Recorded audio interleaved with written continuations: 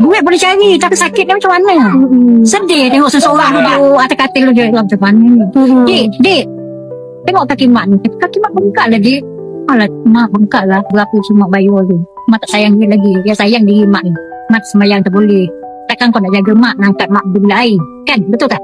Yang penting kita boleh urus diri kita sendiri. Tak payah bantuan anak-anak. Takkan menantu perempuan nak angkat kita. Anak orang kan? Takkan kita nak suruh. Mak kau malu lah nak suruh. Mak tak nak je tak lah. Jangan sayang duit juga. Yelah kan. Kalau ni kaki bengkak ni, kita nak semayang tak boleh. Nak pergi bilik air tak boleh. Nak rokok, nak sujud tak boleh. Nak bengkok tu tak boleh. Bengkak kan. Jadi sakit. Lutut sakit. Dia cakap bengkak. Mak tawakal ni. Jangan fikir duit. Yang penting benda ni baik dulu.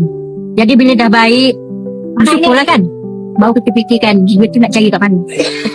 Kan? Betul? Belum-belum kena kecil manis. Kecil manis bengkak. Lepas tu dah order stokin.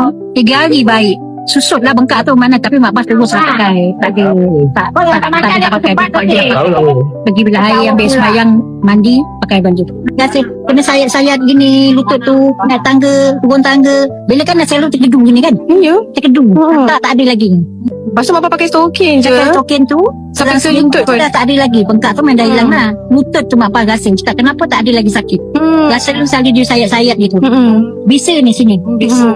Bisa. Tapi dah tak ada. Pakai stokin je baru. Jadi Bapak ada sampai ke lutut. Sampai ke lutut. Jadi mak apa tak percaya lah cakap mungkin dah benda ni. Kadang orang tak merasa. Kita kena rasa dulu. Bila kita dah rasa baru kita tahu. Kita boleh cakap. Tak ada lagi. Yang kena kita nak cuba dulu baru tahu. Sila like, share dan komenkan video ni. Dan jangan lupa savekan video ni. Sila follow dengan CY.